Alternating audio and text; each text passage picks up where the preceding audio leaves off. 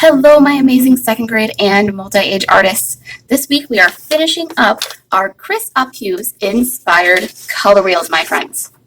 So last week we mixed our primary colors to create our secondary colors, and I asked you on Seesaw to put our colors in color wheel order, because today we are going to be cutting out our colors and adding some fun expressions just like Mr. Uphues does on his contemporary art. So let's go take a look, my friends, at what we need to finish our art project this week.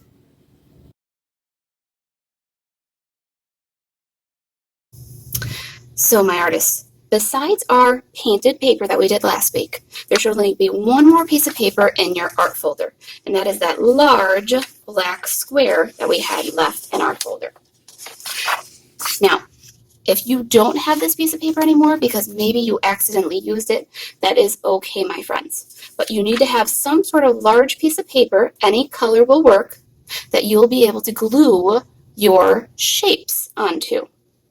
Speaking of our shapes, my friends, before we even actually go and start cutting them out, I think we could add some fun expressions to them first.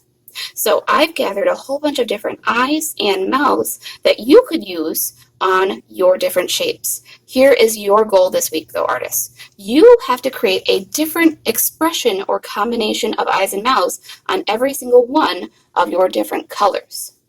Now, many of you I know will probably want to draw it out first in pencil, but remember, we always have to trace everything we draw in either black marker or black Sharpie, so that way Miss Greta can see it when you turn it in, please, okay? We also have white colored pencil or white crayon for when you color in the white part of the eyes, and there's a pink crayon that I'm using today for when I draw maybe a tongue inside of one of the mouths. So I'm going to leave this sheet of paper out in front of you, friends, and I'm not going to move it. All I'm going to do is go ahead and draw my different ideas on my hearts. And I'm going to go ahead, I'm going to speed this part up, my friends. But if you would like to, pause it here, so that way you can look at all the different eyes and mouths that I have. You can do that as well. Just remember, you have to pick different ones to show different emotions and different feelings on each one of your shapes as well. All right, here I go, my friends.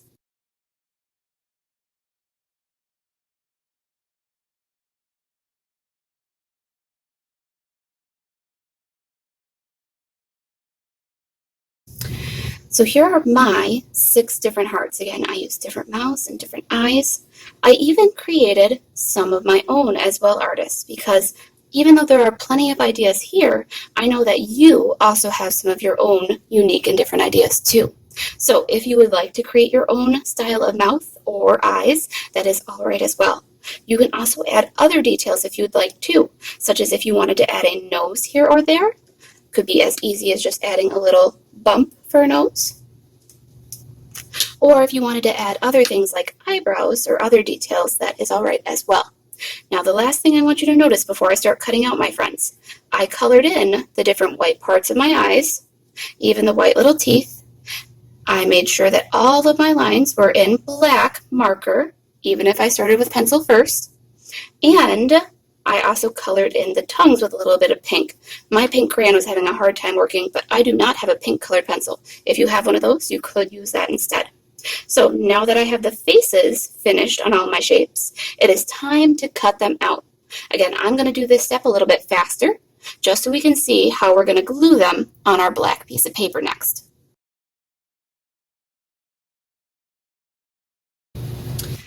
Now what you should see, my friends, is that I have arranged my different hearts into a color wheel. And I've done it in correct color wheel order. Remember, a color wheel just bends the rainbow around. Red, orange, yellow, green, blue, and purple. So that way it forms a circle instead of just an arch. This is how you need to glue your different shapes onto your paper as well, because we are creating a color wheel out of our different shapes today. Now, before I glue them down, though, my artists, if you noticed on my other examples, my friends, in the past, in the art room, we have splatter painted our background. Now, unfortunately, I did not give you any other paints, my friends, to splatter paint with. And I'm not going to ask you to splatter paint in your home unless it's okay with your parents, okay? If you wanted to add something to your background like splatter paint, and you can do it somewhere that you can easily clean up, that's okay. Or if you wanted to use something like a white colored pencil or a white crayon and add some designs or some decorations around behind your colors, I would do that first, my friends, by just taking off your different shapes, holding onto them for a moment, and adding anything you would like to your black paper first, okay? Once you have it done, then here's the easiest way to put your color wheel. I always start with red first, and right across from red, I will put green. Those two are complementary colors. They always go across from one another. Then I'll fill in each side. I like to do orange and yellow first, and then I always do blue and purple last. Again, I like to space mine out first before I decide where to glue them. When you're ready, second and multi-age friends, you'll grab out either your glue bottle or glue stick and glue your shapes just like a color wheel, okay? I'm going to go ahead and let you friends do that part independently, though. I'm not going to have to show you how to glue because you friends are already glue experts. So, the last thing I want to leave you with this week, my artists, please make sure that when your Chris Uphughes inspired color wheel is finished, remember you have to take a photo to turn it in, either on Seesaw or on Artsonia. So, let it dry for a little bit if you need to, for example, if you splatter painted it, or take the photo right away when you are ready to do so, my friends, okay?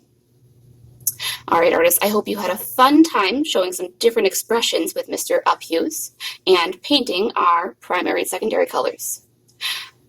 I will say goodbye for today, and as always, have fun creating, my friends.